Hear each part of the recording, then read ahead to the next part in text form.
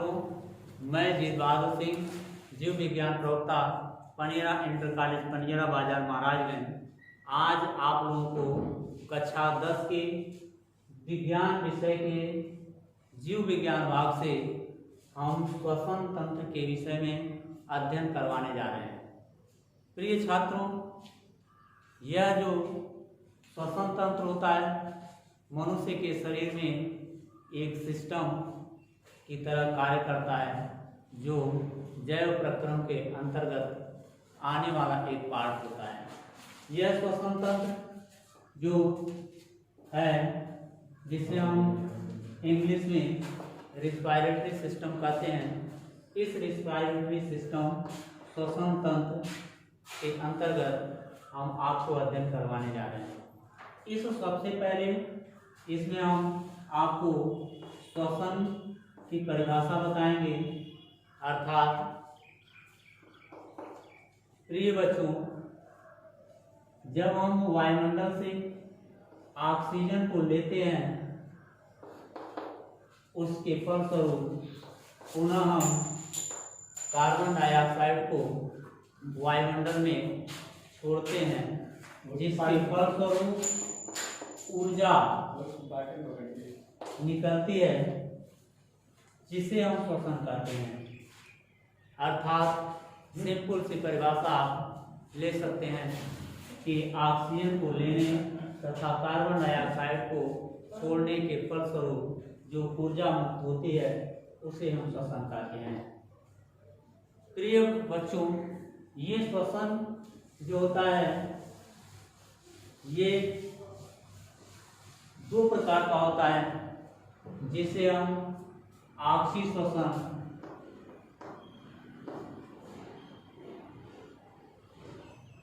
तथा अनऑक्सी श्वसन, ऑक्सी श्वसन जिसे एरोबिक रिस्पायरेशन कहते हैं, तथा दूसरे में अनाक्सी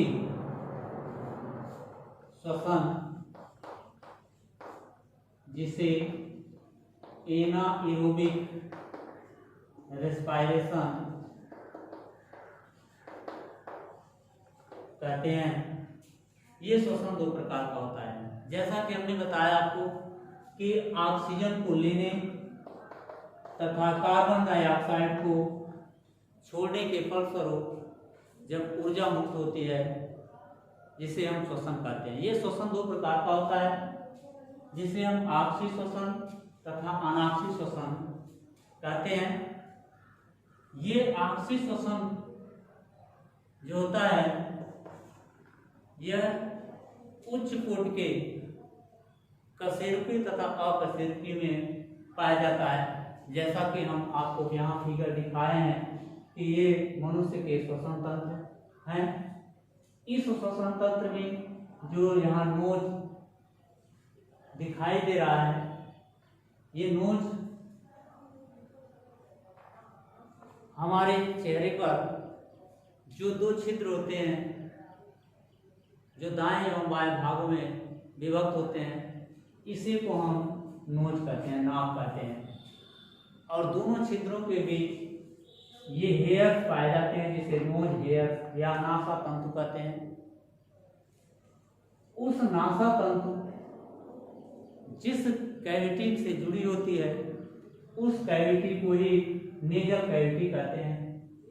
और ये नेजल कैविटी यहाँ से आकर के और यहाँ एपिग्लॉटिस के पास, जिसे हम घाटी द्वार कहते हैं, उस घाटी द्वार के पास आकर के आहार नाल और श्वास नाल एक दूसरे से आकर के जुड़े होते हैं। वहां तक एक आकर के एक दूसरे के पास जुड़े होते हैं, और वहीं से श्वास नाल और आहार नाल दोनों एक दूसरे से अलग अलग होने लगते हैं। जैसे यह श्वास नाल है और ये आहार नाल है।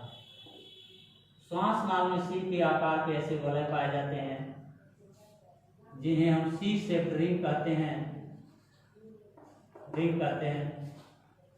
इस रिंग का कार्य होता है कि हमारे श्वास नाल को चिपकने से रोकने का कार्य करता है। अर्थात प्रिय बच्चों, हम ये कहेंगे आपको कि आपसी श्वसन किसे कहते हैं। ये अर्थात आपसी श्वसन, ये श्वसन का वह भाग जिसमें ऑक्सीजन की आवश्यकता होती है।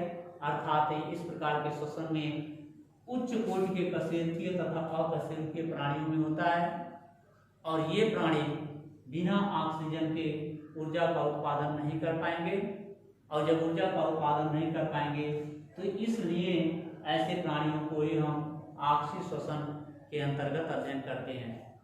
अब यहाँ अनाक्सी श्वसन आ गया। अनऑक्सी का मतलब कि एनाएरोबिक, अनऑक्सी मतलब कि इसमें ऑक्सीजन की आवश्यकता डायरेक्ट नहीं होती है, किंतु इसमें भी जंतुओं को जीवित रहने की आवश्यकता है, जीवित रहना है। प्रिय बच्चों, इस अनाक्सी श्वसन में यह निम्न कोटि के अकशेरुकीय प्राणियों में इस प्रकार का श्वसन होता है, अर्थात ऑक्सीजन की डायरेक्ट आवश्यकता नहीं होती है।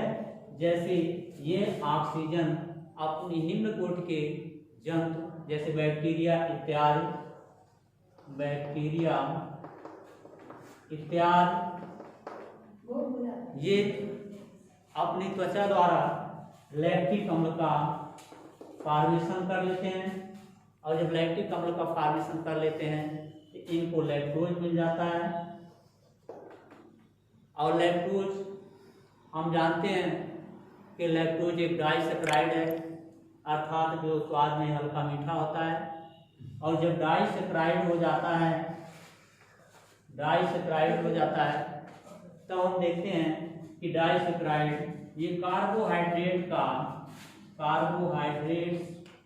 का एक प्रकार होता है।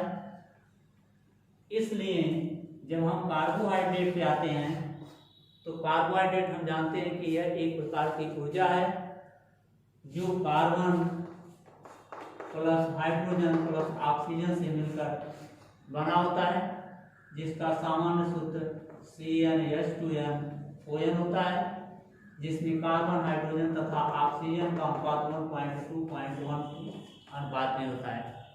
इसलिए ये हमको जब डायरेक्ट डाइसैकराइड मिल जाता है तो ये कार्बोहाइड्रेट का एक प्रकार हो जाता है, और कार्बोहाइड्रेट का एक प्रकार होने के कारण यह कार्बन हाइड्रोजन ऑक्सीजन से मिलता है। और हम जानते हैं कि कार्बोहाइड्रेट एक प्रकार की ऊर्जा है, एनर्जी है। इसलिए इस एनर्जी का उत्पादन यहाँ अनाक्सी श्वसन में हो जाता है। इस प्रकार से यह श्वसन दो प्रकार का होता है, और इस श्वसन के दो प्रकार के बाद हम आपको इसी श्वसन तंत्र में ही अगला टॉपिक बताएंगे कि श्वसन अंग, रिस्पायरेटरी ऑर्गन्स क्या है। रिस्पायरेटरी ऑर्गन्स जिसे कहते हैं श्वसन अंग। प्रिय बच्चों, इस श्वसन अंग को बताने से पहले हम आपको इस डायग्राम की तरफ ले चलते हैं।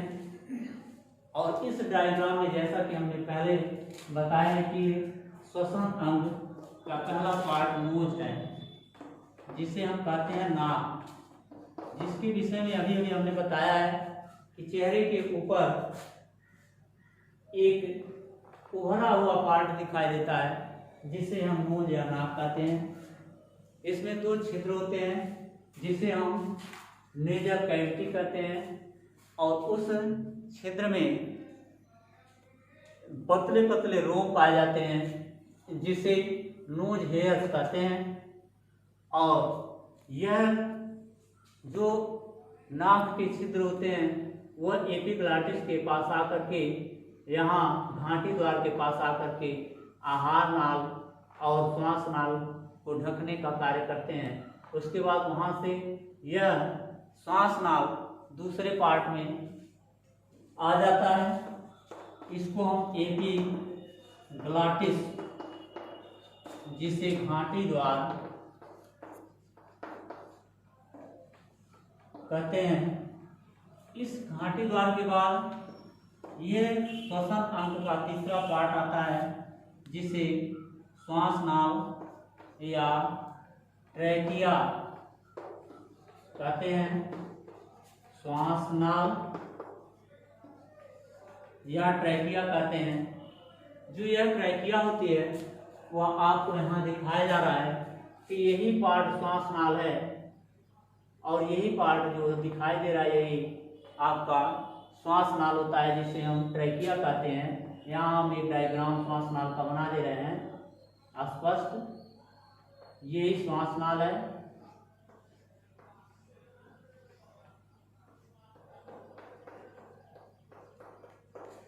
और इस श्वास नाल में श्वास नाल के ऊपरी भाग पर एक अंग बांसुरी के आकार की संरचना पाई जाती है जिसे हम लैरिंक्स या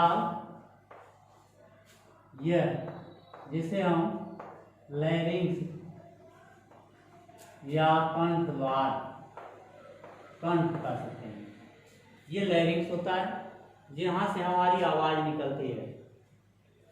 इस श्वास नाल के फर्स्ट पार्ट पे लैरिंक्स पाया जाता है और श्वास नाल में सी के आकार का कैपिटल सी शेप अर्थात सी के आकार के वलय पाए जाते हैं। ये रिंग जो दिखाई दे रहे हैं ये रिंग जो दिखाई दे रहे हैं ये सी शेप रिंग हैं जो श्वास नाल को खिंचकने से रोकने का काम करते हैं। चौथा पार्ट होता है लंग्स जिसे हम फेफड़े कहते हैं। ये फेफड़े इस श्वास नाल को इस श्वास नाल से जुड़े हुए एक मिनट।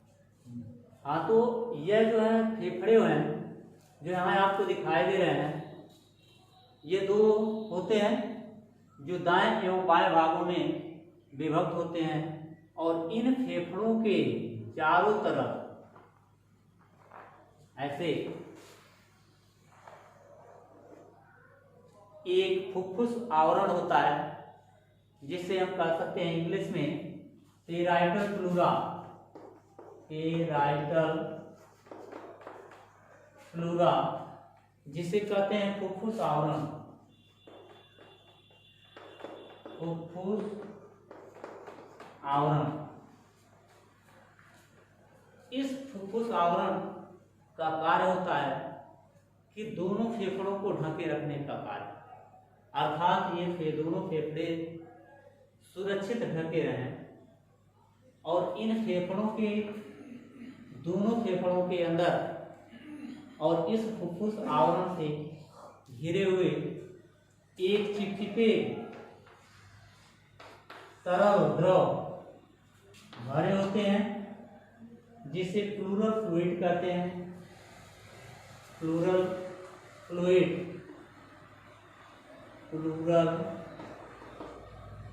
फ्लूइड कहते हैं। हिंदी में उसे फुफ्फुस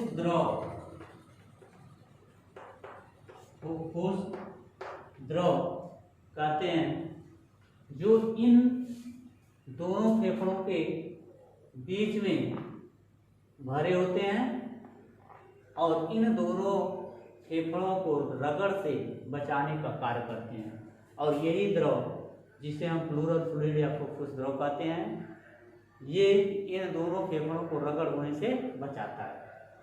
प्रिय छात्रों, इस फेफड़े के फुफ्फुस द्रव में कभी कभी धूम्रपान या धूल के कण या अन्य वेस्ट प्रोडक्ट या वेस्ट पार्टिकल्स के माध्यम से यदि कोई कण इस तरल पदार्थ में ऐसे इकट्ठा हो जाता है तो पता चलता है कि दोनों फेफड़े आपस में एक दूसरे से रगड़ नहीं कर पाते हैं।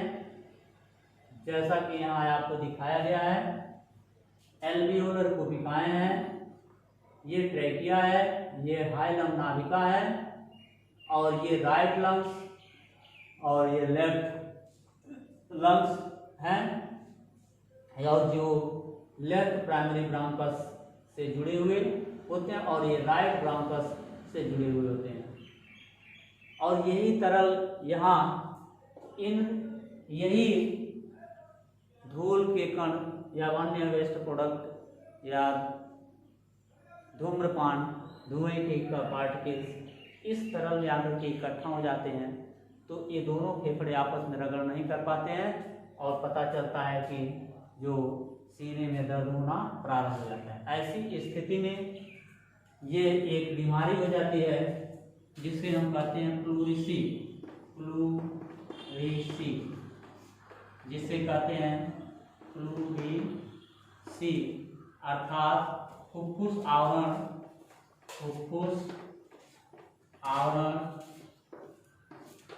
शोथ की बीमारी। इस प्लूरिसिक रोग का एक ही निदान होता है बाय ऑपरेशन अर्थात शल्य चिकित्सा द्वारा इसका निदान एकमात्र ही उपाय होता है। फिर छात्रों, आज के इस वीडियो में बस यहीं तक, अगला पार्ट नेक्स्ट डे।